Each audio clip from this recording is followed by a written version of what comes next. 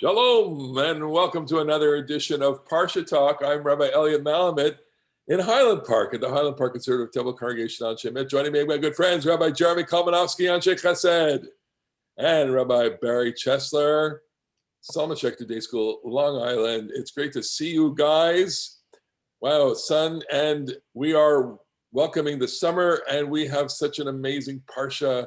This Parsha, it's full of emotion. It's got a lot of emotion in it. It's life and death. Let's go right into it. Zot Hukkat Torah.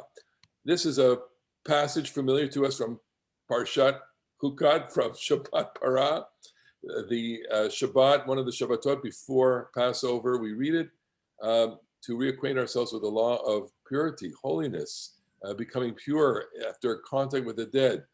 Rabbi Jeremy Kalmanovsky, you want to just take us into the world here that we're talking about of contact with the dead, purification. What's going on here? Yeah, in biblical religion, clearly, and into the rabbis are very concerned about purity, mostly as something that they describe rather than perhaps something that they practiced in the full sense of the term, but a sense of ritual purity, which I think people should not think of as dirty and clean, but they should think of as ordered or disordered. Purity means that you have a sense of order, and there are certain things that happen in life which scramble up your sense of order. They are very often events that happen in your body. They're bodily functions, or there are things that you come near. There are substances that you touch in which the orderly sense of life over here, which is what we want.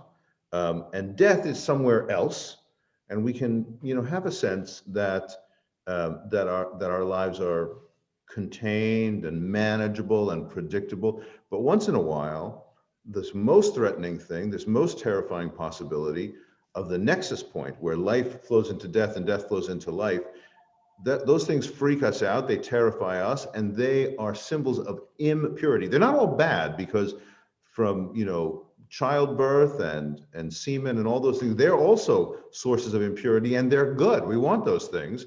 But when death happens, it's so terrifying, it's so nuclear in the life of a person who touches a dead body.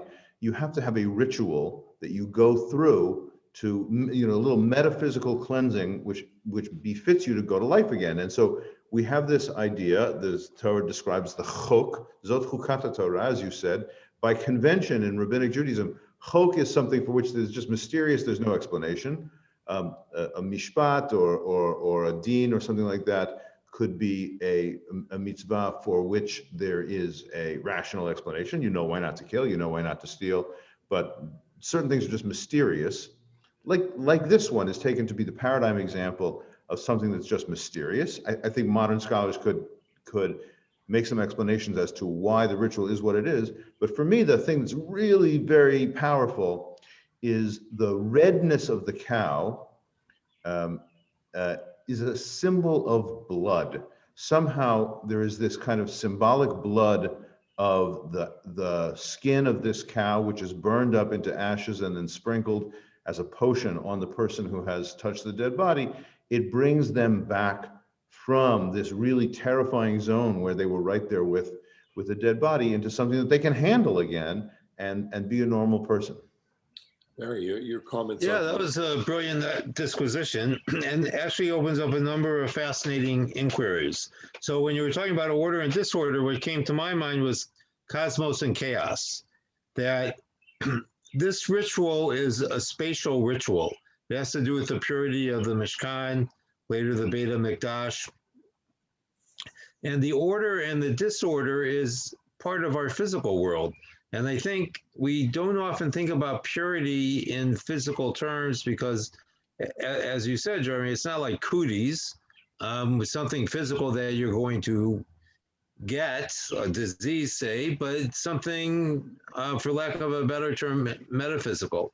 The other thing that struck me while you were talking is that this is a commandment that's addressed to both Moshe and Aharon, and it's one of the few commandments that you wonder why Moshe is included, because this is clearly a priestly ritual. And then the next story, which we'll get to, about the rock, is also a story about Moshe and Aharon, and Moshe and Aharon's relationship, when we get later in the Parsha, is going to be severed.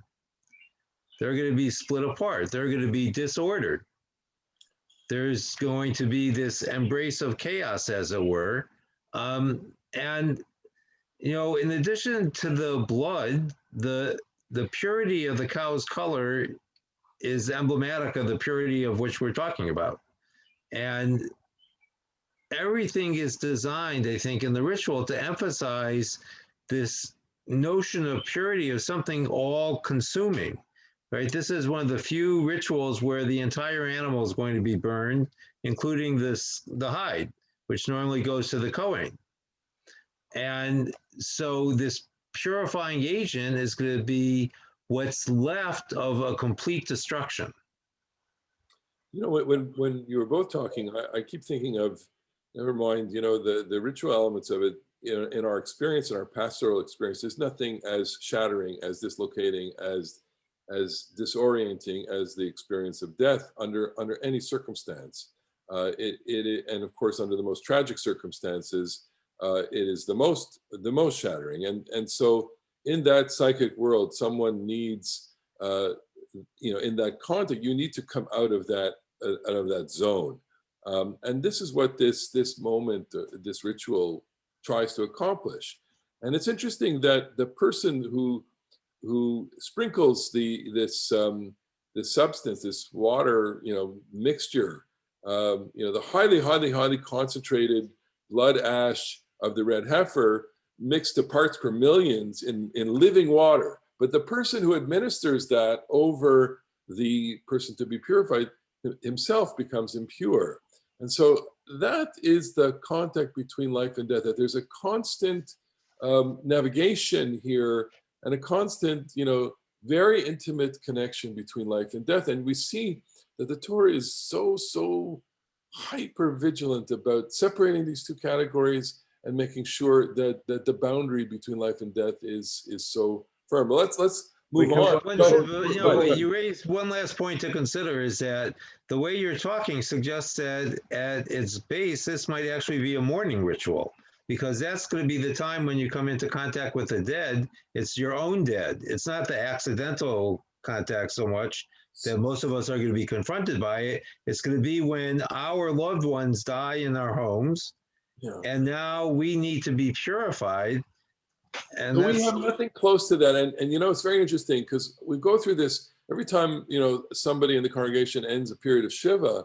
You know, there are certain things that you do. We come, we make the, you know, a last visit, I say a few words, and we go for a walk. And that ritual of the end of Shiva actually functions as some kind of cleansing. And indeed, the end of the year of Kaddish, which is begging for some kind of ritual of re-entry. You know, it's something that we think about. I actually want to say just one thing about this aspect, and then one other question about the chok part. It is true what you said, Barry. I think in the normal course of events, this would be intimately tied with mourning. You know, one time I think when my grandfather died, I had seen a dead body, but then as a synagogue rabbi, it happens more often, obviously, yeah, and it really is quite a devastating thing. And I can think of one particular person who, well, whatever, just the seeing of this person was really kind of unforgettable. But I do want to note that it's also true that the Torah describes b'meit,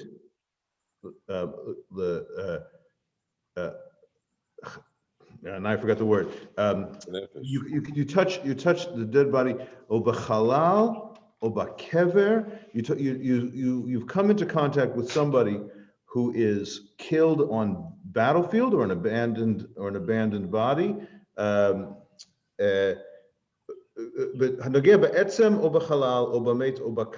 you've touched a bone, a body killed in battle, a dead body in some other way, or even the grave. And I think that's pretty amazing that the Torah is saying that every human being has this capacity, whether you knew them, you didn't know them. You're just touching a bone.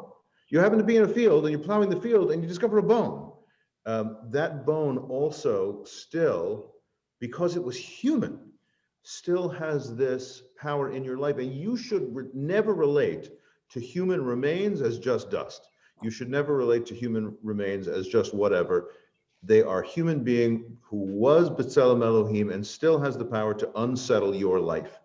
Now, I just want to say one other thing about Chok, which is, it is interesting to me, as Elliot observes, that there's nothing that is as devastating and unsettling as this contact, direct contact with death, very close up. Maybe you even touch the body, or maybe you even touch the bone, or you were certainly in the same room. And so isn't it interesting that that is the paradigm case for a law which seems to have no explanation? The mysterious aspects of religion show up most intensely around death. They don't show up most intensely around ethical mitzvot, perhaps, because we feel like we understand those things, and we feel like we come away and we wanted to have a mishpat so we can make sense of it, so we can use that to help us judge and help us understand the world. Well, you know what? There's some stuff that really defies explanation, and I like the reality that some of religion is mysterious. Interesting, Franz Rosen's, the beginning of the Star of Redemption, all cognition of the all originates in death. I mean, that's, the experience of death is what opens you up to thinking about the meaning of life altogether. I mean, totally. And it's what you understand that you cannot understand. Absolutely. Let's go on to death. So there's a death. Okay, death. Let's do too much death. Let's do something fun and talk about okay, so Miriam dies. Okay, the people don't have water. We're very sad that Miriam dies, except the Torah doesn't really seem to elaborate on that. Maybe we'll talk about that when Moses' other sibling dies later on in the Parsha. 2 siblings die in this Parsha, but at the precise moment after Miriam dies, it says to us, "V'lo haya mayim la'ida." The people do not have water. Vayikalu al Moshe ve'al Aaron, and they gang up on Moses, and they do what they do. Vayarev ami Moshe, they complain. Lukavanu b'gvachenu, would that we have died like our brothers have died before God. Why did you take us out? Why did you take this kahal Adonai, this holy, godly community, to this desert to die here? We, us, and our flocks. Why did you take us out of Egypt? And so God then says to Moses, take your staff, gather your people, take you and your brother Aaron, and talk to the rock before everybody. And this, I think it says make nice to the rock. Make nice to the rock. And this rock, the Natan Memav, the rock will give out its water. And so fast forward, Moses and Aaron gather up the people before the rock, and he says to them, Shimona Amorim. Translate, please, Jeremy. Shimona Amorim. Listen up, you rebellious jerks. You beautiful people. No. Are we going to bring water out of this rock? You're not worth it. Moshe et yado. Moses has raised his hand. He smacks the rock. Twice with his rod. And of course, there's water. But in the aftermath, God says to him and to Aaron, Yan lo emantem bi, for the fact that you did not display your faith, laktisheni le'nei bnei Israel, to sanctify me, lachen lo taviu et hakahal hazeh. You will not bring this community into the land that I have given them. And it's Me'meriva. It's a tough moment. Can you help us understand this moment in any way, Jeremy? You want to take a shot at this? Well, we've talked about the fact that, in my humble opinion, there's something else that Moses does with some stones that is really why he can't enter the land of Israel. And there's a number of textual problems here. One of which is that Aaron does absolutely nothing in this story and yet gets punished. Moses is the one who says the mean things. Sometimes people read it that Moses is punished because he said such mean things. Shimuna Hamorim. Moses is supposed to love the people. Now he's yelling at the people. There are those who say that Moses gets punished because he diminishes God's role in the miracle. Shall we bring you forth water? No, it's not us. It's God. It's God who's doing this. But it seems to be that God said, you should speak, and Moses doesn't speak. He throws, or he hits, or he does this sort of violent thing. I find it impossible to think that this one relatively minor deviation is the big terrible punishment. I think it's Moses is throwing the tablets down back in Exodus, and that this is a kind of a cleanup story.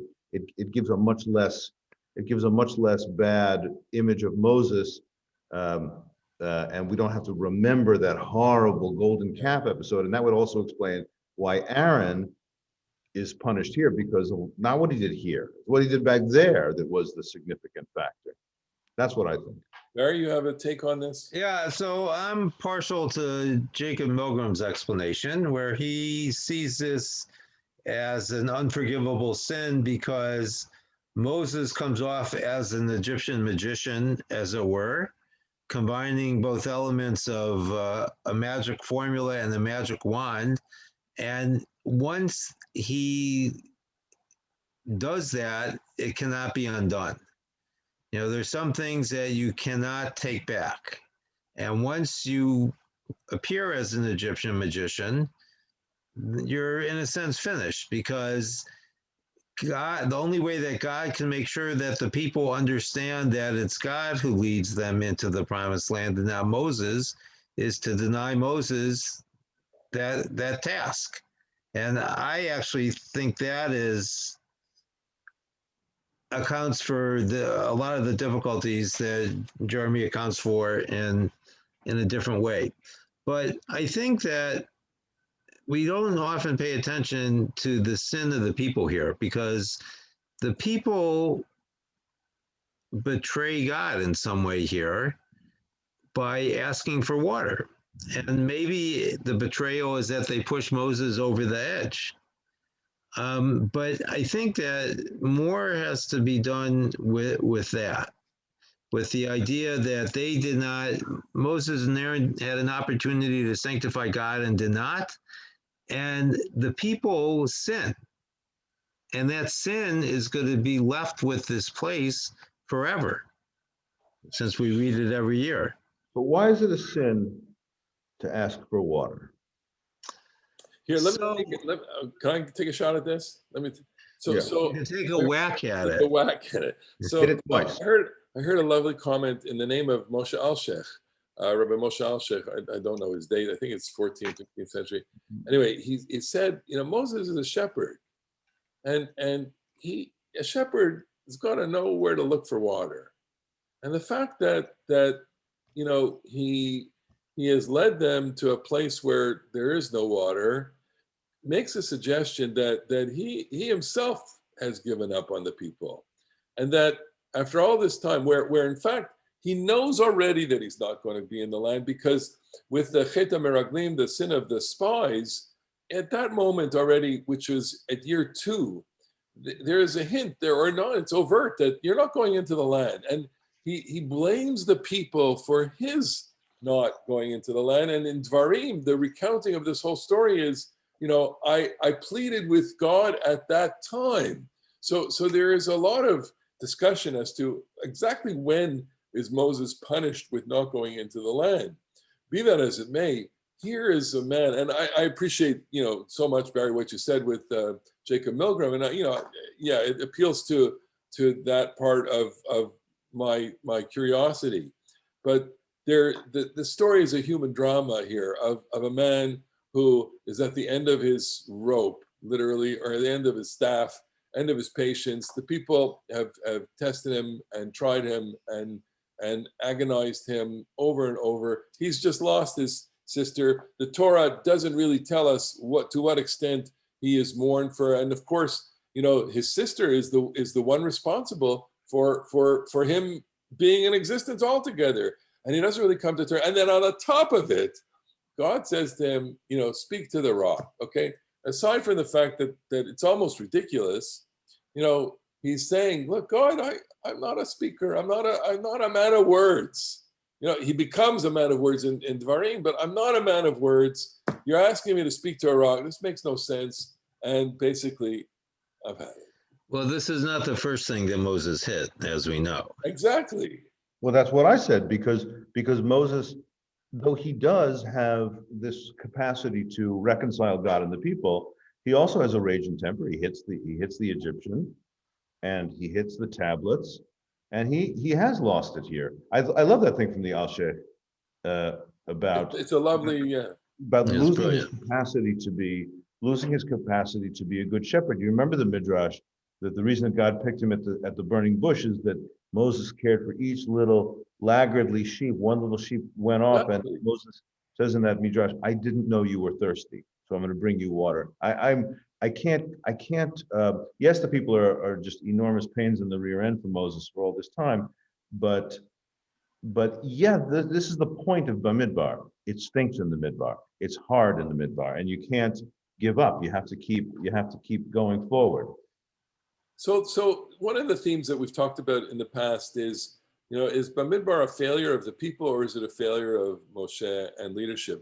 And are the demands of the leader reasonable, especially after 40 years, where he's going to hold it all together? We do have examples of leadership in our lives. It's not simple, and this kind of public meltdown is worthy of some kind of a opprobrium. Do you think? I mean, at what point can a leader say, I'm done? I just watched a documentary of Menachem Begin. He says, that Menachem Begin is famous for "Eneni Yachol Od." That's not exactly a meltdown, but that's a recognition that I cannot go on. I cannot go on. If you recall, during the Lebanon War, it said it's a long time ago already. And then he goes into seclusion, and he understood, leadership. And I think he went into a deep depression also.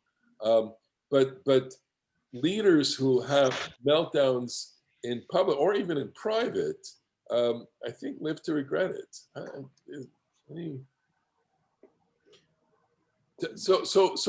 going to use that theme of failure to go into the next story, which is Vayishlach Moshe Malachim Mikadesh HaMelech Edom. He sends messengers to the king of Edom, and in this story, Moses, wants to get passage through the land of Edom. Edom sticks out. It's the around the Dead Sea area. In order to make a kind of good, easy shot to the land of Israel, they need to go through this territory. It would save them a couple of days, maybe a few weeks.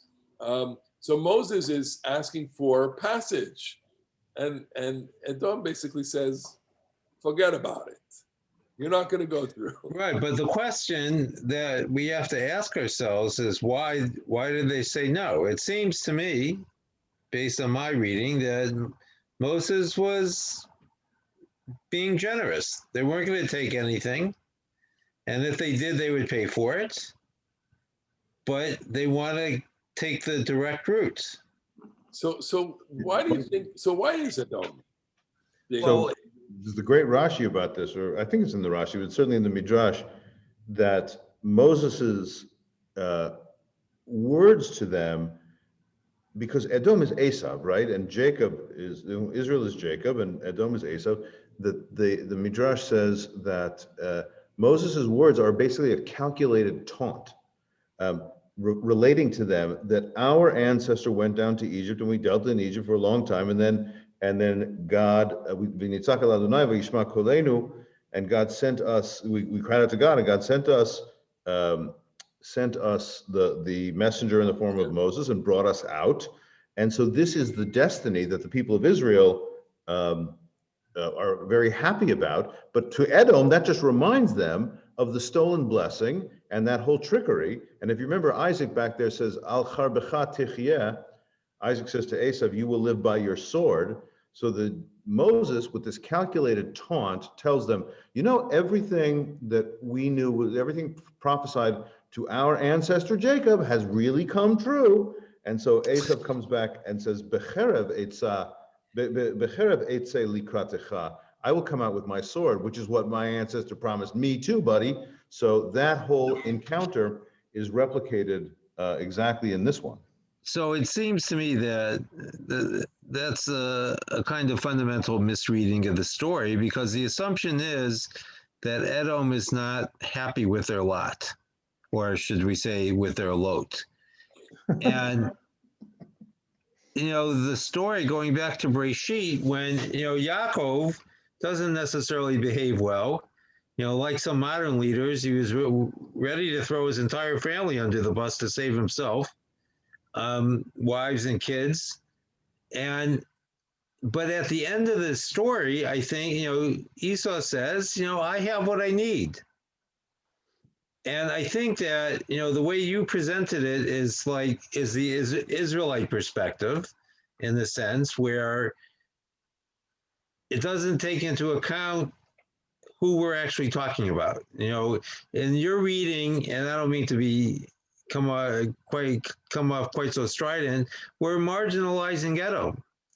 No, the exact opposite is true, because first of all, I just think that the sacred, I just think it's a brilliant midrash, because the sacred history of Jacob's being sent down to Egypt and Esau having been told, you will live by your sword, and then the resonance that this story is told, I think that this is, so to speak, the poetic shot. I think that this passage is told with the words from that Breshit passage echoing in its ears. So let me pick up on that, because I think there's a lot of echo here, and the echo is from Vayishlach, where Jacob sends messengers to Esau, and in the gifts to Esau, in his message to Esau, in his demeanor to Esau, he is completely deferential, respectful, honoring him. He is supplicating him. He is apologizing. Partly, I think, it may have been genuine, and partly, the cynical reader in me is saying, look, obviously he's trying to manipulate him. And you know what? This heritage sticks with the descendants. The descendants are able to see how their ancestors, one ancestor duped the other. And that even though there was a rapprochement between the two of them, even though they hugged and kissed, and even though they separated ways, you tell the story over and over, generation to generation, and you know what? It lingers with you. It lingers with you that he got the blessing. It's hard not to see a kind of proto-anti-Semitism here in Edom, because they're jealous of him. The Edomites are jealous of the Israelites. Israel had this intense experience. They had this intense bond with God. They had this redemption. You know what? Despite all the hardship, they had attention from God, and you know what? We were overlooked, and now you're calling us achi, achicha. Yeah, we're your brothers, but you know what? Go somewhere else. Freddie Corleone stuff. Poor Edom is Freddie Corleone. He's the ignored, passed over brother. Absolutely. So I must take exception to this to some extent, because it seems, again, to me, and I see I'm in the minority now that you're both ganging up on me, that this is a position that really overlooks Edom from Edom's perspective. We tend to see the world the way we think people should behave. So I always wonder about the people that see vote fraud everywhere, because those are the people who really are likely to commit vote fraud. They accuse other people, of course, but in their heart, they're larcenists, so they assume everyone else would do it too. And I think what's happening here is that Edom's position is perhaps reasonable from their point of view, but the Israelites don't want to get it. And it's interesting. So if I remember this right, they say that if you come, we're going to fight. But then in the next story with Sichon, Moses takes a challenge. So it makes you wonder why he didn't attack Edom. So Edom is obviously stronger than the Amorites, and they're a more formidable foe. Moses backs down from Edom. He doesn't want to incur the losses. I think it's a diplomatic failure on Moses's part, and he fails again with Sichon. He doesn't do the gesture. He doesn't have the finesse. This is, again, the smashing of the rock, the smashing of the tablets, the killing of the Egyptian. This is bluntness, and we love Moshe. Moshe is the leader par excellence, but on diplomatic niceties, on just little gestures, Well, then being the Rel Sfatayim is an occupational hazard, Exactly. right? What- He can't be a diplomat. All right, so we can't go into everything else in the parsha, but there's one major story that we have to do, and Barry, I'd like you to talk about. So following this, it's Aaron. Aaron dies. Moses is told to take Aaron up to Hor Hahar, and then Yasif Aharon Alamav. So, we were talking about this before we started recording, and it turns out to be endlessly fascinating because when Miriam dies at the beginning of chapter 20, she just dies, Nebuch. But Aaron's death is announced. And ceremony. God says he's going to die. Take him up the mountain with his son. We'll have the fire sale on the priestly vestments. We'll change owners. And so they go up the mountain. Aaron is stripped, and the clothes are put on the son, Eleazar. And interestingly, Aaron is not buried. Yeah. So he has no clothing, he has no shroud, and he has no makom. He's just left on the mountain. And I was thinking about this when I was reading the Parsha, that we come to these stories with our own ideas of what Jewish burial practices are and should be based on the subsequent rabbinic tradition. And the Bible seems to be oblivious to them. And I wonder if perhaps they had a more natural understanding of how death worked in the community than perhaps we do. And we cover up our own anxiety with elaborate rituals, which seem to be singularly lacking in the Tanakh. So there's no mention of a grave, no mention of a cave or a mound of stones or anything. And what? We lost you. And they don't switch clothes, right? It's just that Aaron's clothes are taken off him and given to Eleazar. So he's commanded by Avshet, by Yalbeshotam. Yes, by Yalbeshotam. He clothes Eleazar. So when we talked about this before we started recording, Barry advanced the interesting idea that this is not about the death of Aaron. This is about the death of the high priest. Yeah. Right. That it's his role that is really at the core of the story, and this. I find one piece of evidence goes the other way because that's the expansive mourning, but I think that's really insightful, especially about the clothing here. So God says to Moses, you and Aaron and Eleazar, and also a tailor, if you would please go up the mountain to adjust to take in a little around the waist. But the part about this that is one part about this that is really moving to me is that it is the guarantee of the continuation of the role. And it also makes me wonder about, when we were talking about the ways in which the hitting the rock episode, it doesn't appear to be commensurate punishment for Moshe.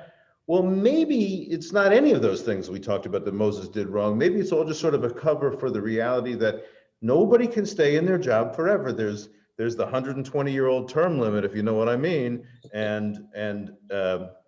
And so Aaron has to die because there has to be another Kohen Gadol. And Moshe has to die because there are additional prophets and additional teachers. And so this is very poignant because he imagines Moshe taking them up the mountain and saying, this is it. And everybody in important roles or unimportant roles, if you're a garage mechanic or the president of the United States, at a certain point you look out and say, okay, this has to come to an end. Look, and I think it's a life-affirming message. Go ahead, Barry. It is, yeah. So I thought for many years that what makes the Torah a really great book is that Moses dies on this side of the river. Yes. He dies with a glimpse of the promised land, but he doesn't get into it. And in that way, we all can identify with him because we don't get to the promised land either. We die with our dreams on this side of the river as well. And what I particularly liked about what you said, Jeremy, is that the real message of life is that life goes on, and at some point it goes on without us. Indeed. And it doesn't matter who you are, you're going to be left behind one day too. Except for the fact that those of you who watch this and listen to this have your Shabbat with us. So, and that we are now recorded in posterity on YouTube, and you can have us anytime you want. I fully expect that in 10,000 years, they'll still be watching Parsha Talk. There you go. We are Well, so, I think they'll be watching it in galaxies far away from Mars. I hope so. We're so happy that you joined us. We want to thank you for being with us on this beautiful Parsha Talk. Lots and lots to think about. Enjoy discussing and studying and giving life to Torah by making it come alive like we have today. Thank you so much. And Shabbat Shalom. Shabbat Shalom. See you soon on another edition of Parsha Talk.